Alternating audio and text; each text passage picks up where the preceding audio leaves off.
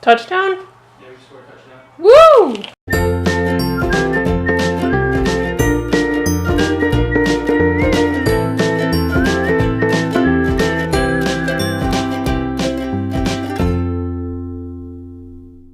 Hi everyone, my name is Whitney Milam. Welcome to my channel. Today I'm showing you guys how I make shepherd's pie. For those of you who aren't familiar with shepherd's pie, it is a hearty and delicious dish that comes from the UK. So my husband is originally from England.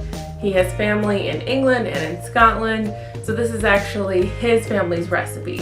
Shepherd's pie is a perfect dish for cold winter evenings. It's meat and potatoes, it's everything that this Wisconsin girl loves.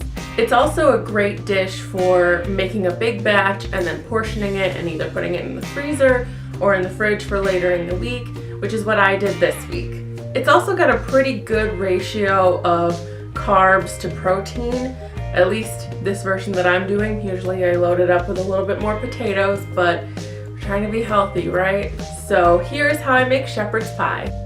So for 8 portions, you're going to need 2 pounds of ground turkey, 8 potatoes, 2 large sweet onions, and about a bag and a half of frozen peas. You'll also need salt, pepper, ground cinnamon, which is a secret ingredient of sorts, and oxo cubes or beef bouillon cubes. Oh, you're also going to need carrots. I forgot those. Sorry, carrots. So we'll start by peeling our potatoes. And just like that, it's done. And then you're just going to cut those up into large cubes about the same size so that they cook evenly. And then for the onions, I am putting them through this handy dandy machine here that cuts them up into all the same kind of size slices. I didn't show cutting the onions because I'm a terrible wimp and I just wanted to get through it. So here's me doing the carrots. For the carrots, I just sliced them in half so that it'd be easier to get them through this little contraption. And then I line them up flat side down. And the great thing about this machine is that you get to give it a little whack and get your frustrations out, and you get these really nice evenly sized pieces at the end. And here I was trying something with my other camera to see what the quality was like. Clearly it looks like security camera footage, but So I'm just boiling my potatoes, and because I've got so many onions and carrots to cook, I'm using the big wok. So throwing in about 2 teaspoons, maybe a tablespoon of oil, and then in comes that ground turkey. And the objective here with the ground turkey is just to make sure it's adequately broken up. You don't want it to be all chunky or in big clumps, so the whole way through just chopping it up, separating it. Then I just strain that to get any excess juices and oil out, and we will set that to the side. So then just a little bit more oil in our wok or our pan, and then in come those onions.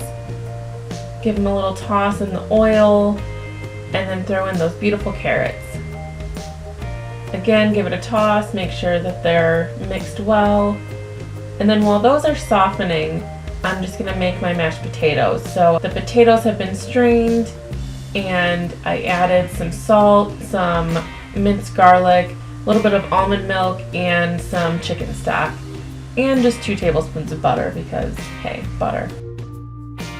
Now I'm going to take my ground turkey and my mixture of carrots and onions,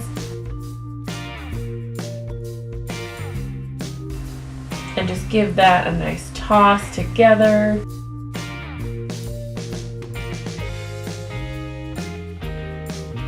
And then I'm going to add that cinnamon. Just a couple shakes. And then I'm going to break up those oxo cubes.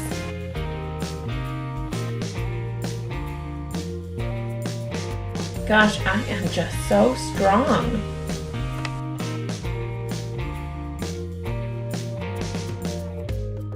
And then I'm going to give that a toss. And then we're going to add the peas. And it's okay, these can be frozen because it's going to be popped in the oven anyway. So just dump all the peas in, give it a good mix.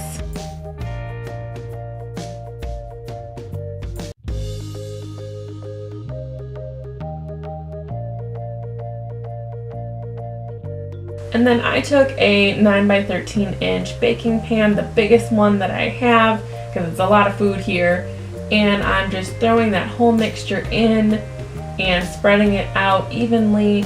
I packed mine down a little bit because I don't have a lot of room in this pan. And then for the mash, I'm going to spread it out in clumps first so that it's easier to spread. You don't want to be trying to spread it and it's picking up all these peas and carrots and onions and everything. So I try to put the clumps around and then kind of mash it down, flatten it to kind of bridge the gap. And then I just give it a nice spread, make sure everything is coated evenly. And then give a nice little flourish at the end. Pop it in the oven for about half an hour at 375. And then here is the final product in all its glory. Make sure you dig in there, get all of the little filling bits that are rightfully yours.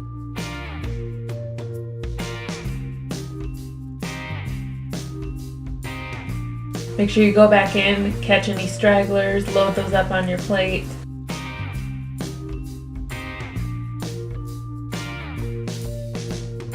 And then I poured over 1/3 of a cup of gravy. The whole dish came to only 440 calories, which is a steal for the amount of flavor that's in here. And I got to have dessert. And that's it. Super easy, super delicious. I 100% recommend it, especially to all you Midwesterners who are really feeling the cold these days. There will be a link in the description box down below to the full recipe on my blog at whitneymilam.com. And you can hit the subscribe button to see more updates from me about my journey. Hit the like button if you want to see more recipe videos like this. And comment down below about what your favorite hearty winter dish is, and maybe I'll try to put a healthy spin on it. Thanks everyone, bye!